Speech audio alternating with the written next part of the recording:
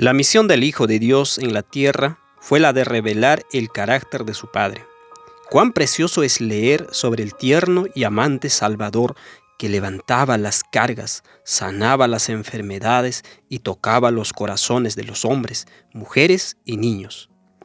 Las madres deseaban fervientemente traer a sus hijos para que Él los tocara y los bendijera. Jamás el mundo había sido testigo de un amor tan abnegado. Con cada hora que pasaba, la imagen de su Padre iba siendo restaurada a la belleza edénica. Para muchas personas, el primer rostro que vieron fue el de Jesús al abrirle los ojos. La primera voz que escucharon fue el sonido melódico del Hijo de Dios, lleno de gracia y de verdad. La conmovedora imagen que Jesús pintó para nosotros coincide perfectamente con las palabras dichas a Moisés casi 1500 años antes.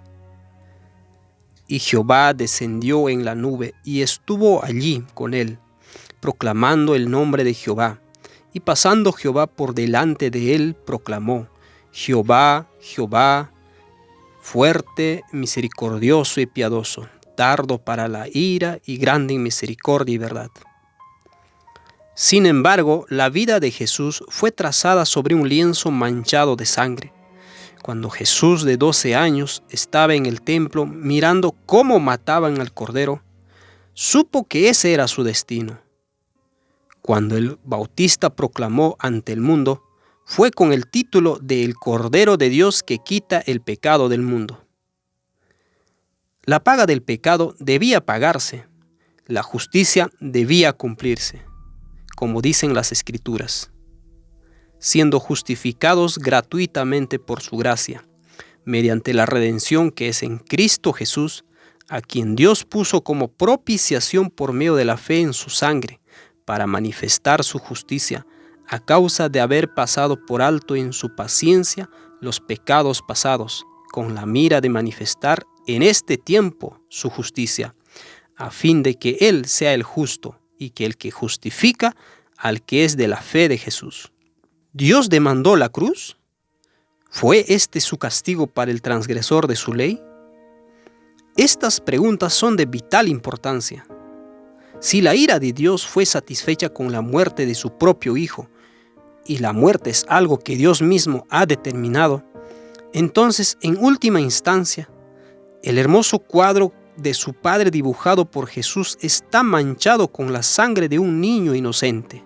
Las palabras de Cristo consumado es no darían la última pincelada al retrato de un Padre maravilloso, sino que para siempre consolidaría la creencia de que Dios exigió la muerte para satisfacer su ira contra el pecado. Esto lo haría el autor de la muerte y el fundador de las represalias violentas.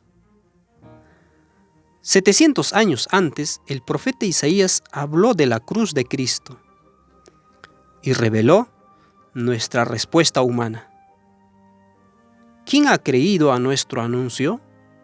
¿Y sobre quién se ha manifestado el brazo de Jehová? Subirá cual renuevo delante de él, y como raíz de tierra seca, no hay parecer en él, ni hermosura. Le veremos, mas sin atractivo para que le deseemos. Despreciado y desechado entre los hombres, varón de dolores, experimentado en quebranto, y como que escondimos de él el rostro, fue menospreciado y no lo estimamos. Ciertamente llevó él nuestras enfermedades, y sufrió nuestros dolores, y nosotros le tuvimos por azotado, por herido de Dios y abatido. Mas él herido fue por nuestras rebeliones, molido por nuestros pecados. El castigo de nuestra paz fue sobre él, y por su llaga fuimos nosotros curados. Cuando Cristo vino a salvar a la humanidad, nuestra respuesta natural colectiva fue el rechazo. Él vino a darnos la vida eterna, pero la reacción innata humana fue la de aborrecer el regalo. En él estaba la vida, y la vida era la luz de los hombres. La luz en las tinieblas resplandece, y las tinieblas no prevalecieron contra ella. El Hijo de Dios estaba cargando nuestros pecados sobre él, y sin embargo, creímos que estaba siendo herido por Dios. Las palabras azotado y herido significan golpear, herir y matar violentamente. Pero no fue Dios quien violentamente dio el golpe mortal a su Hijo en la cruz. Esto es lo que el hombre cree. Entonces, ¿qué causó la muerte del Hijo de Dios en la cruz? Sucedió en el comienzo, cuando se le preguntó a Adán si había comido del árbol del conocimiento del bien y del mal. Y llamó el Señor Dios al hombre y le dijo: ¿Dónde estás tú? Y él respondió: Oí tu voz en el huerto y tuve miedo, porque estaba desnudo y me escondí. Y él le dijo: ¿Quién te enseñó que estabas desnudo? ¿Has comido del árbol que yo te mandé no comieses? Y el hombre respondió: La mujer que me diste, ella me dio del árbol y comí. Adán nunca pidió misericordia ni perdón. Su pecado había cegado su percepción a tal punto que no pensó en pedirlo. En lugar de aceptar su culpabilidad y pedir misericordia, culpó a Dios por haber creado a Eva, quien lo había tentado. Imaginaba que Dios por naturaleza era duro y castigador, y así el verdadero carácter de Dios fue velado por esta falsedad. En la historia de Caín podemos ver este mismo principio en acción. Y Caín le dijo al Señor: Mi pecado es grande de lo que puede ser perdonado. Caín se negó a arrepentirse porque creía que Dios no lo perdonaría. Este es el poder del pecado sobre la raza humana. Es el pecado de creer que Dios no puede perdonar la transgresión. Incluso el hijo pródigo de la parábola no pide perdón, sino que busca pagar su deuda a través del trabajo. La única manera de que el hombre se arrepienta es que el Espíritu de Cristo le sea dado como un regalo para permitirle extender su mano y pedir perdón y creer que lo ha recibido. El Dios de nuestros padres levantó a Jesús, a quien vosotros matasteis colgándole en un madero. A este Dios ha exaltado con su diestra por príncipe y salvador, para dar a Israel arrepentimiento y perdón de pecados. Cuando Adán pecó, se volvió hostil hacia Dios. Su corazón estaba en guerra con él, pues leemos: porque el ocuparse de la carne es muerte, pero el ocuparse del Espíritu es vida y paz, por cuanto los designios de la carne son enemistad contra Dios, porque no se sujetan a la ley de Dios, ni tampoco pueden. Para poder darle la capacidad de arrepentirse y pedir perdón, Dios envió el Espíritu de su Hijo al corazón de Adán, para que pudiera clamar: Abba, Padre. Solo el Espíritu de Jesús en Adán podía darle el poder de emitir este clamor. Y por cuanto sois hijos, Dios envió a vuestros corazones el Espíritu de su Hijo, el cual clama: Abba, Padre. Al acercarse a Adán para poder darle gracia mientras éste lo resistía, Cristo fue forzado a soportar la hostilidad en el corazón de su Hijo. Dicha hostilidad atraviesa el corazón de Cristo y le causa terrible sufrimiento. Porque Él dijo: ciertamente ellos son mi pueblo, hijos que no engañarán. Y Él fue su Salvador. En todas sus angustias Él fue afligido, y el ángel de su presencia lo salvó. En su amor y en su compasión los redimió, los levantó y los sostuvo todos los días de antaño. Por lo tanto, Cristo en este sentido es el Cordero inmolado desde la fundación del mundo.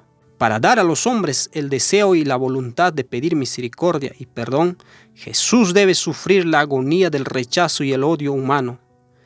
Él es despreciado y rechazado por los hombres, varón de dolores y experimentado en quebranto.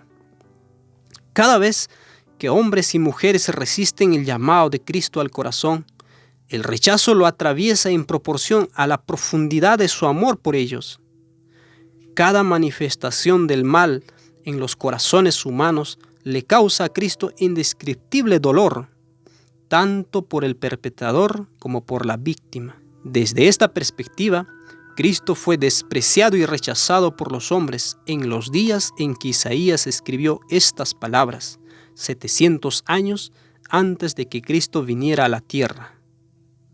Por lo tanto, hoy carga el mismo dolor como una cruz sobre sus hombros, a fin de darle a la humanidad más tiempo para apartarse de sus caminos crueles y duros y aprender la verdad acerca de su Padre. Como la raza humana determinó no creer que Dios podía perdonarla, este es el precio que Cristo tuvo que pagar para redimirla. Para tomar nuestro lugar, tuvo que morir como los hombres mueren.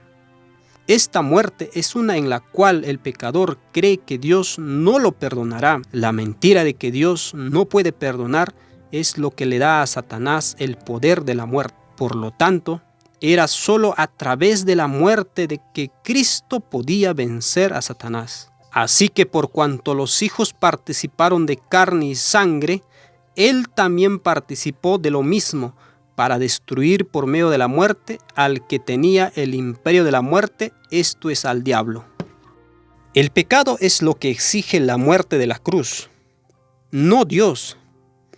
Una vez que alguien cruza la línea del pecado, se le hace imposible regresar, ya que la percepción de la misericordia y la gracia ha desaparecido y la única consecuencia posible es la muerte. Cuando el hombre mira la ley perfecta de Dios e intenta atribuir la muerte a Dios, el reflejo, como el de un espejo, vuelve a él inmediatamente y lo destruye.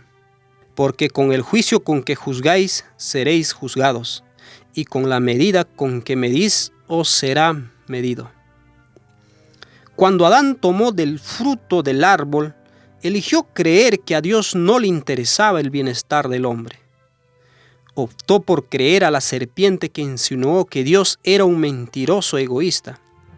Estos pensamientos proyectados sobre el espejo perfecto de la ley volvieron sobre él y lo juzgaron como él juzgó. Su falso concepto acerca de Dios secó completamente la mano que podía y debía extender hacia él para alcanzar misericordia y gracia. Era imposible para él retroceder de esta posición, y así la muerte debía ser el resultado, pues esta es la sentencia que él mismo había determinado. Cristo vino para mostrar estos principios al mundo y para revelarnos la cruz a fin de que podamos discernir la verdadera naturaleza del pecado. Jesús habló las palabras de un hombre cargado de pecado. Cerca de la hora novena, Jesús clamó a gran voz, diciendo: Elí, Elí, lama sabactani, es decir, Dios mío, ¿por qué me has desamparado? Dios nunca abandonó a su Hijo. Sin embargo, como Cristo llevaba nuestros pecados sobre sí mismo, murió como un hombre que no puede ser perdonado, pues esta es la voluntad del hombre. En estas palabras de Cristo vemos la maldición del pecado sobre él, la maldición expresada por Caín. Hoy me condenas al destierro, y nunca más podré estar en tu presencia. Andaré por el mundo errante como un fugitivo. La palabra fugitivo puede significar tropezar y temblar. Cristo demuestra que llevó la maldición de Caín. Sintió que el rostro de Dios estaba oculto y tembló bajo el sentido de nuestra culpa. La Escritura revela qué es lo que oculta el rostro del Padre.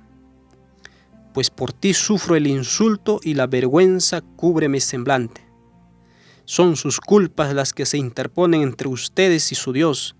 Son sus pecados los que les oculta su rostro e impiden que les oiga.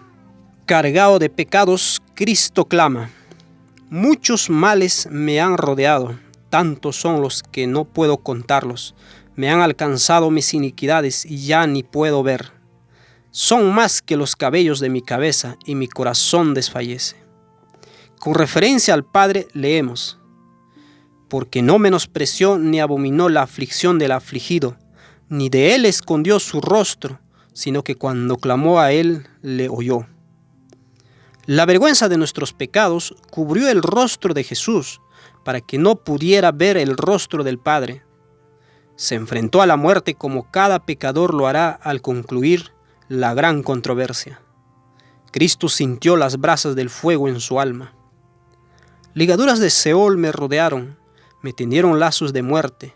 En mi angustia invoqué a Jehová y clamé a mi Dios. Él oyó mi voz desde su templo, y mi clamor llegó delante de él a sus oídos.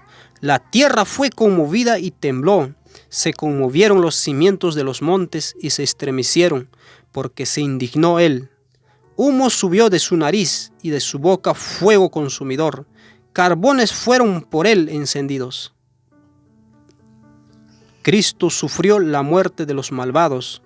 Un fuego salió de en medio de él y lo devoró. Nuestros pecados sobre Cristo lo hicieron sufrir como Satanás, y todos los malvados sufrirán al final.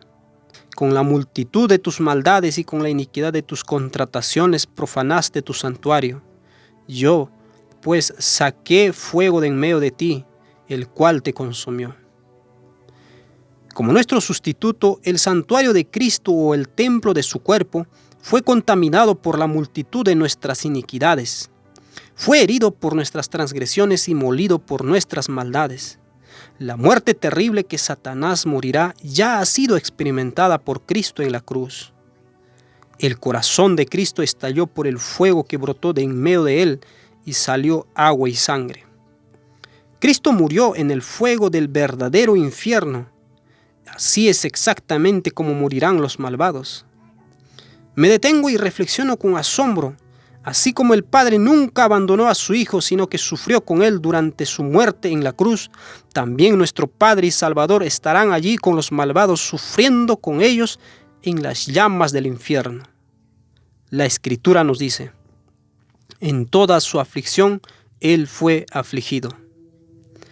Ningún padre se regocija por la pérdida de un hijo. Es una agonía para él. Es por eso que nuestro Padre y su Hijo sufrirán nuevamente las agonías de la cruz con los malvados en su muerte. Mientras los justos estén parados sobre los muros de Sión y vean a aquellos a quienes han amado en esas llamas, el Salvador tendrá que sostenerlos a través de esa cruz. Le tomará 1000 años prepararlos para ese evento. Al igual que María y los discípulos que lloraron de angustia cuando contemplaron al Hijo de Dios en la cruz, también los justos serán traspasados por la pérdida eterna de aquellos a quienes amaron pero rechazaron la gracia de Dios. Solo entonces se nos dice que Dios limpiará toda lágrima de nuestros ojos. Y Dios enjugará toda lágrima de los ojos de ellos. Ya no habrá más muerte, ni tristeza, ni clamor, ni habrá más dolor, porque las primeras cosas pasaron. Y el mar entregó los muertos que estaban en él, y la muerte y el infierno entregaron los muertos que habían en ellos, y fueron juzgados cada uno según sus obras, y la muerte y el infierno fueron arrojados al lago de fuego. Esta es la segunda muerte. El que no se halló inscrito en el libro de la vida fue arrojado al lago de fuego. Como Cristo se levantó de la tumba de su sufrimiento hace 2000 años, también será levantado de la agonía de perder miles de millones de sus hijos que lo despreciaron y escupieron y rechazaron su amorosa misericordia. Y a medida que Cristo sea levantada por la bendición del Padre, también seremos levantados con Él para entrar en la tierra nueva, sin que quede una sola sombra de tristeza. Volviendo al sufrimiento de Cristo en la cruz, queremos resaltar algo. Observamos que aunque Cristo estaba en las profundidades de la desesperación y se sentía completamente solo, aislado, por fe le pidió al Padre que perdonara a quienes lo estaban matando.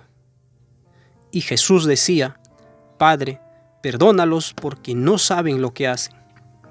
La muerte de la cruz desenmascara la mentira de Satanás, de que Dios no nos puede perdonar. Vemos que Dios voluntariamente entregó a su Hijo a nuestra percepción humana de la justicia. Él permitió que muriera sin esperanza a fin de que, una vez levantado de la tumba, pudiéramos optar por creer que en verdad podemos ser perdonados de nuestros pecados.